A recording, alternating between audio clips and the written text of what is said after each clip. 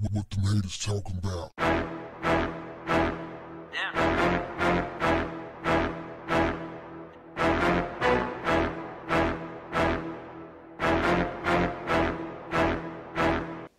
What's up, family? Ed Buck, remember that name. He's a political activist, and he faces questions after a second man was found dead in his home in as many years. 2 men dead inside of your home in 2 years? I don't think that's an accident. The mother of Jamil Moore, who died of a crystal meth overdose at Ed Buck's West Hollywood home in July 2007, is demanding answers after a second man, Timothy Dean, 55, died of a suspected drug overdose at the Democratic donor's home on Monday.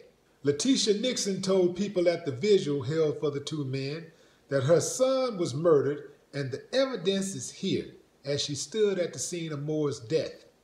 Buck, 63, was not prosecuted for the first death due to insufficient evidence for a conviction.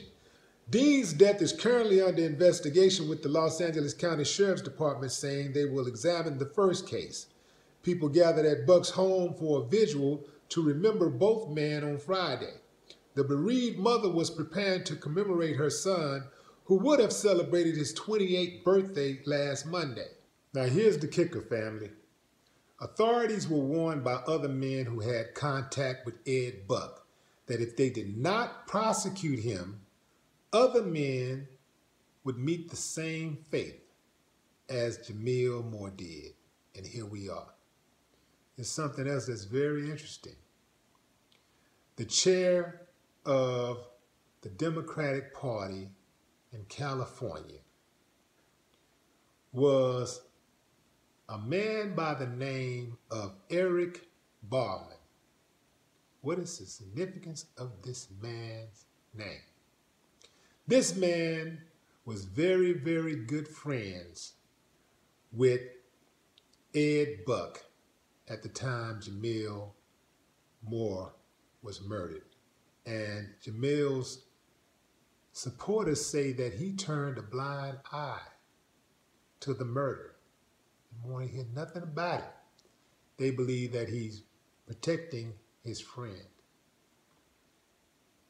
They also believe that a number of other political personalities are protecting Ed Buck because, hey, you know, he spend that money, move that money around. What do y'all think? Y'all think the man is getting some favors because of his connections, his political connections, the money that he passed around?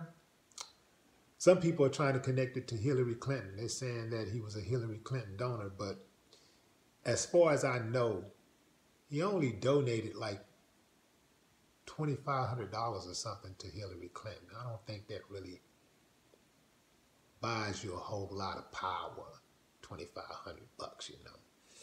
But yeah, you never know. I think that dude is going to run into a jam this time around. Because, you know, I watch a lot of those crime stories and stuff like many of you. And how many times have we seen a killer get away, but he just can't stop killing? And he kills in the same fashion. You know, dude wife died in the hot tub. And police start looking at the case, they get suspicious, and then somebody come forward and say, hey, his ex-wife also died by drowning, but she was in a bathtub. Then somebody else come forward and say, yeah, and he was married to my sister 20 years before that, and she died in the bathtub. Or she slipped down the stairs. Bam! They start exhuming bodies and stuff and calling old witnesses and running old evidence, and bam, next thing you know, cuffs. They gone. So this could likely happen. Now, if it had just happened once like it did at the first time, it seemed like he probably would have gotten away with. We're talking about a rich white political activist, connected. You know, it's America, man. You know how it go. So, and we're talking about his victim being a black man who happens to be gay. It's a little different now because gays have a lot more power than they used to have, and they can fight. You know, they can say, hey, man, don't mess with us. We're going to come at you.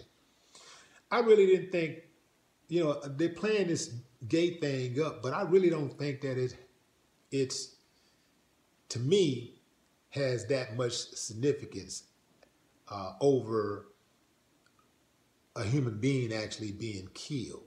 You see what I'm saying?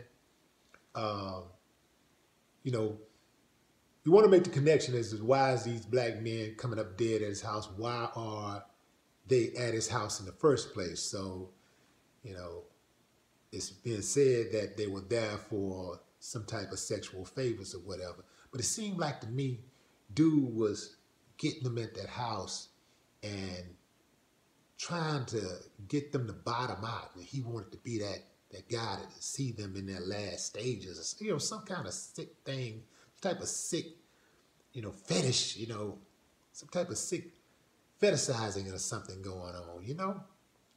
And that's just a hunch that I have. I don't know. What y'all think? Strange to say the least.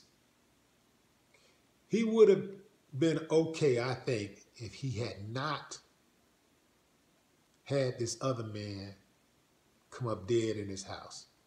That's going to be hard to explain away. You know, you can get away with one murder when you're rich and powerful, you're a big time political donor, but two men inside of your house in 2 years, that's going to be kind of hard to explain to a jury.